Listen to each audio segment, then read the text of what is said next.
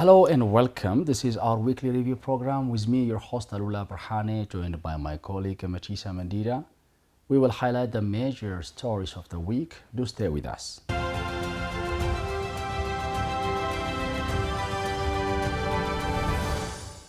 So, Machisa, how are you? How was the week? The week was wonderful. Very good. Yeah. Let's begin with the major events or stories of the week that you have. Can you just tell us? Many things have happened, this week, but I would like to begin with what the Prime Minister has unveiled in recent days. A couple of days ago, Prime Minister Abiy unveiled plans to construct modern and clean and dignified public restrooms. Alula, we have, a big problem with regard to restrooms in Addis Ababa. This Addis Ababa is a city with more than 5 million people, and we know here and there people, urinate, pass water. So the hygiene has been badly compromised, and that would lead people to bad health. So the government has noticed this very well. The Prime Minister is initiating this, and he wants it to be well received by the people. Okay, I think on my side I do have a news of Deputy Prime Minister Temesgen Turuna has shared, and he has said that Ethiopia is ready to host the upcoming African Cities Sustainability Forum, which will be held in September. And in this event, more than 1,500 participants are supposed to come to Addis Ababa so as to gather and deal with. This is, by the way, one of the SDGs, Sustainable Development Goals of 2063, building sustainable cities. Cities which can have, a very standardized and systematic way of, managing their facilities, infrastructure works. It might be like what you have been saying, the drainage and sewerage, all these things. So this forum really aims at making cities more urbanized, modernized, and having a very planned, well-planned, urban planned cities in Africa, making African cities comfortable to its residents, to their residents, and to the world at large. So this forum is supposed to deal with, making climate-friendly cities. So this issue or this news has been released by the Deputy Prime Minister Temesgen Turuna in his social Facebook account. Okay. And the other one, before I just go to that one, what about you? Yeah, what do you have? I just have, the Ethiopia-Slovenia political consultation, and officials from Ethiopia and Slovenia have met this week, and they have discussed, on enhancing their common interests in trade, in education, in technology transfer or exchange, etc. We know that these diplomatic ties between Ethiopia and Slovenia started in 1992, and of course, the relationship started just not in a very strong manner, but steadily, it is growing. And throughout these years, the two countries have made, a series of cooperations, and these two countries are also, have, political relations because they share many things. For instance, they have common values such as, democracy, human rights, and rule of law. They have also made, visits to one another's country, with their leaders, their ambassadors, and so heads of state and government, have been coming to each other's country and then exchange, ideas on enhancing, their diplomatic relations. And of course, the other thing that we need to mention is this economic relationship between the two countries. We know that, Ethiopia is producer of agricultural products and this coffee, leather, etc. And the country has, this one big source of income, which is, coffee. And Slovenia is, one of these countries that has share from the Ethiopia's coffee export market. And also Slovenia exports, machinery pharmaceuticals and chemicals to Ethiopia. So these two countries, have had relationships at this level, and this particular time, the two countries, have exchanged views on enhancing, these relations, multifaceted political, economic, cultural, and development cooperations as well. So I think this news that we had this week is all about, enhancing these diplomatic ties between the two countries. Yeah, like what you have been saying, our international diplomacy is getting, better and better. Yes. On my side, I have a news of that of, the Libyan Prime Minister has been warmly welcomed by Foreign Minister of Ethiopia, Ambassador Taye Atskaslasy, at Bole International Airport. This episode or this event has happened last time, or during the passing week. It was like that, and then the leaders, the Prime Minister of Libya, Abdul Hamid Al-Dabaiba, with his counterpart, Prime Minister Abiy Ahmed, have dealt with mutual concerns about, the economic cooperation, the workforce exchange, and different mutual issues like, peace and stability of the regional or the East African region or the African continent as a whole. So this was the issue that they have dealt with. He had a nice stay, and they have been discussing these issues. That's what I have. And like what you have been saying, our international diplomacy is getting better and better. Ethiopia is, as it's known, Ethiopia is the mother of Africa, we could say. Ethiopia has been contributing a lot in peacekeeping, in sustaining the region, in terms of economic contribution. Ethiopia is the second largest populated country in Africa. We know that. So the contribution of Ethiopia to Africa's sustainability and economic growth is inevitable. Yes. You can't talk, when you think of African unity, what comes to your mind is Ethiopia. That's why African Union, the headquarters, is situated in Addis Ababa. So our diplomacy, the betterness of Ethiopian diplomacy means the betterness of African diplomacy. Yes. And that's why all African countries come and just, deal with this one. And this is a good opportunity for us. And like what we have been doing, like what our forefathers, ancestors have been doing in diplomacy, we have to continue their legacy, because we can't have, a better life apart from Africa. We are African. Africa means us. That's it. Yeah. So this is what we can say about. Okay. Yes. What's interesting about this diplomatic relationship that Ethiopia is dealing with right now with many African or other nations is that it focuses on, the economic relationship with different countries, and one of them is Uganda, for instance. Prime Minister of Uganda, Robina Nabanja, said her country is, keen to work in collaboration with Ethiopia, especially in using, industrialization, experience. So she wants, to share this industrialization experience with Ethiopia, and we have, what we can be, kind of proud, which is the Industrial Parks Development Corporation that involves, a lot of industrial activities in Ethiopia. So the Prime Minister of Uganda, Robina Rabanja, has paid a visit to Ethiopia, and she has made, the authorities, especially at the Industrial Parks Development Corporation, and they have spoken on, how to enhance, the cooperation, especially, to take experience from the Industrial Parks Development Corporation, kind of agreement to connect to one another with roads and railways. So they've been, having, signings to connect, just the two nations. And it is, of course, a grand project. It's a huge project that requires, huge resources. So one good thing about this particular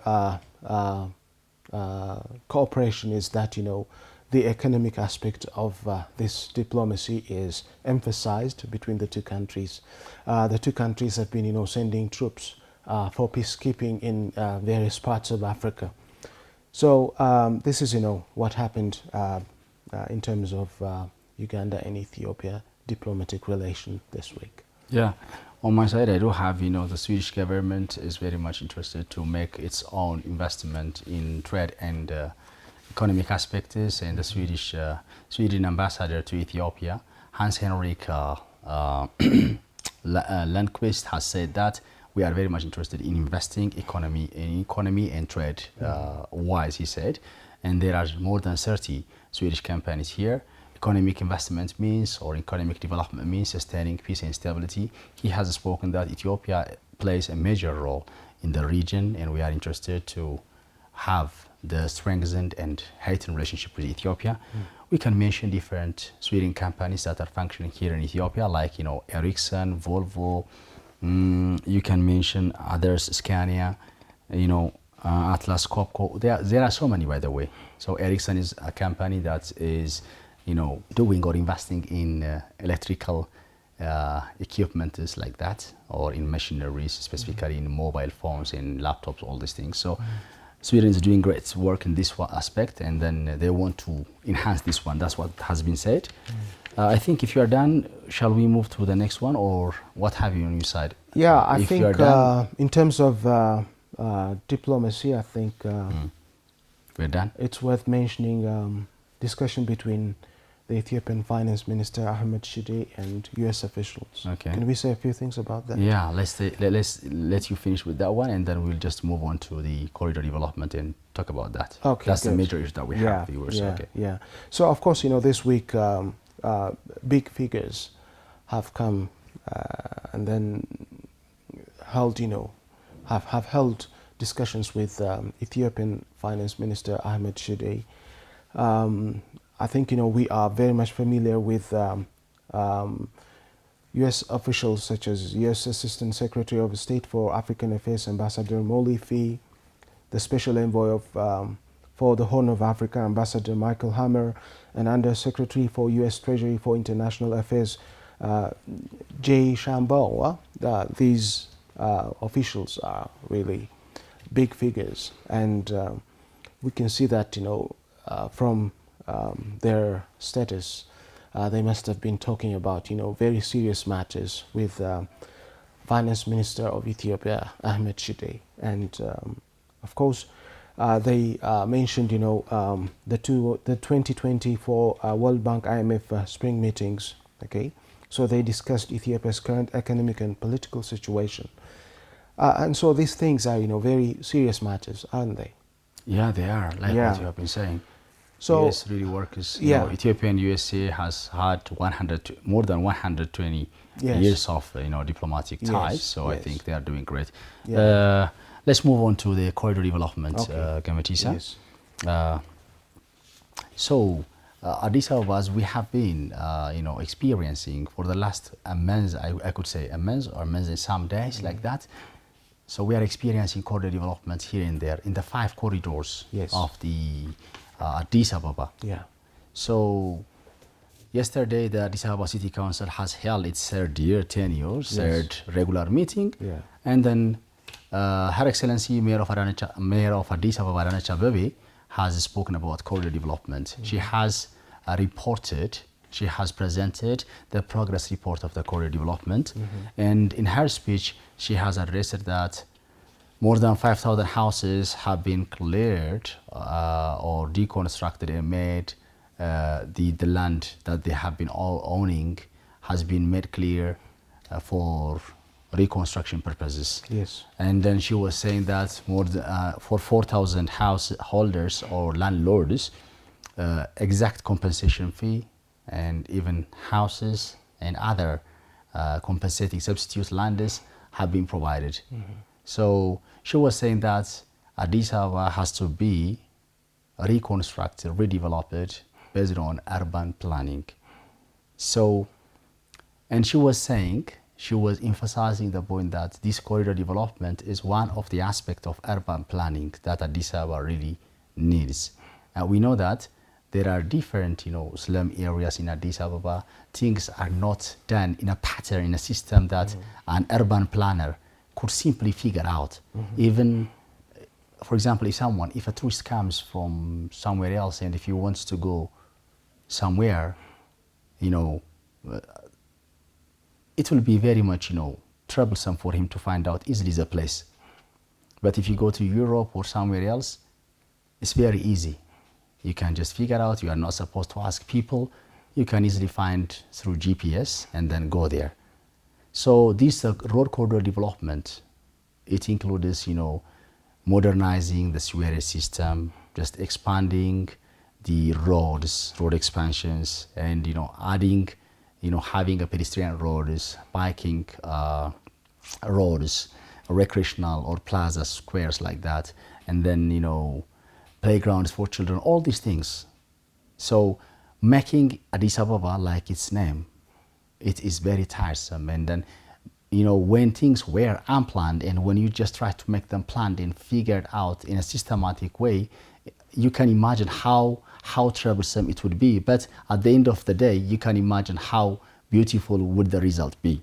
So in this aspect, what would you say? What's your reflection? Well, you've already mentioned it, but I just would like to add a few things. Addis Ababa, it was, established more than a century ago, and ever since, we would say we didn't have, any systematic plan that would decide, where and how the infrastructure should be developed.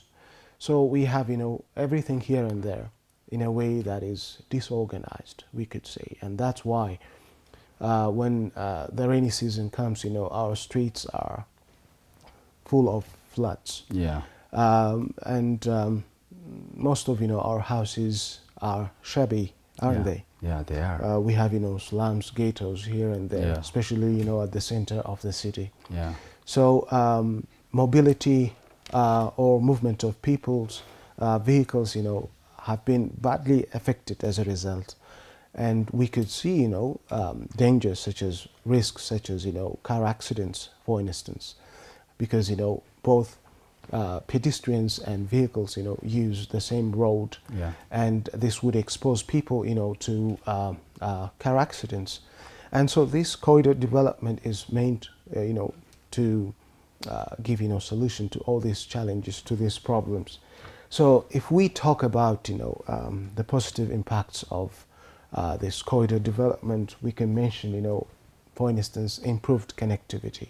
Yeah. People can connect with one another when they travel, from a place to another, from one point to another, in a less time than they used to. Yeah. Because this corridor development will give us wide space, wide pedestrian roads, sidewalks, and even, vehicles can reach to a place, without congestion. We have more vehicles than our roads can afford, or just can let us, can entertain. Can entertain, Yeah. exactly. So this time, just go to the spots where this corridor development project is being implemented. Yeah. We see that more space has been devoted to the road, to existing roads, so that we could have wide roads, and this is very likely to ease vehicle congestion or traffic congestion. Of course. So even though our country owns relatively small number of vehicles, still our roads are congested, and it makes us look like, it makes us appear as if we have many cars, when we really don't have them. Because when you compare how many people have cars, and when you compare it with the total population, the ratio is very small. But still our roads are congested, and this is because lack of the road infrastructure. And now this corridor development is doing that by providing better road facilities. It is giving space for the cars. So congestion will be solved. People will be able to walk, on pedestrian side walks. Yeah.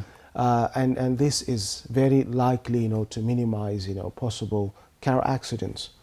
The other one is, as we all heard, just this week, job has been created to the youth, especially.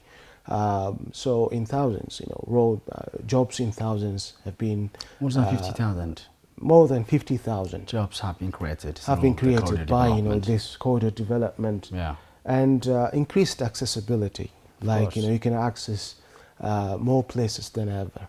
Okay, this is a very good thing, and of course, when this happens, you create a conducive environment for the economy, and this is likely to impact other activities of the city and then the country positively, so that this Addis Ababa will be a model for other regional states for development. So this is a very good thing. However, we cannot deny the fact that when you are revolutionary and then make such measures, you affect what has been going on world for quite too long. Yeah. So you are making you are introducing disruptions into the existing system, and when you do that, for example, you move people to their respective places, you relocate people, and of course you remove what has already been existing, like existing infrastructure, houses.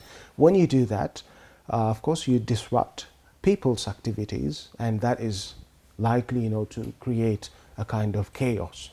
So the government is, of course, taking measures to handle this situation. Disruptive things, yeah. Yes, like the government, for instance, Mayor Adanich has been coming out and then in telling us what the government has been doing to handle just they were giving them substitute houses, yeah, okay, to avoid the inconveniences, yeah, okay, and to avoid inconveniences. They just have done awareness creation as well. Exactly. They just have let them that we are modernizing the city for the betterment of you, the residents. Yes. For facilitating or simplifying the city burden, and making it beautiful. Yeah. It's for your own sake, for the goodness of the residents. That's what they were saying through the mass media. Yeah. And then I think proper measures of compensating and handling their grievances have been done as according to the mayor's speech.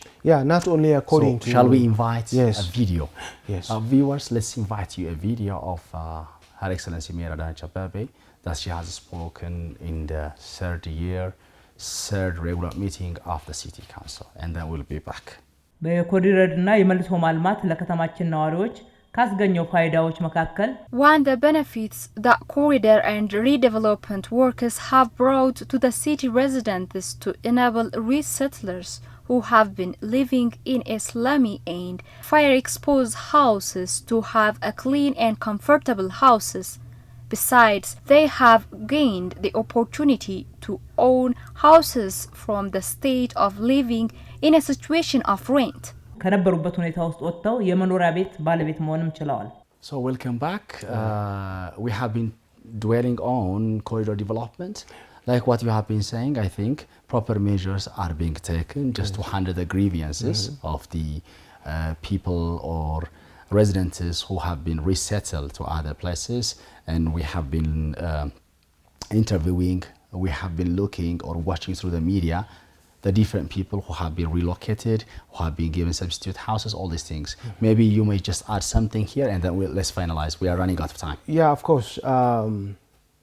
This, as you mentioned, compensation and resettlement plans have been dealt with by the city administration, and community engagement.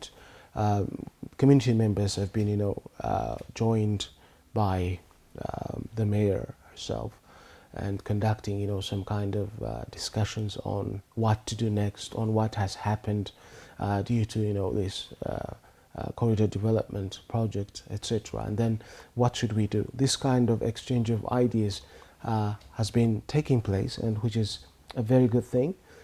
Traffic management plans, they need to be, seriously considered, and I think the city administration is dealing with this properly as well.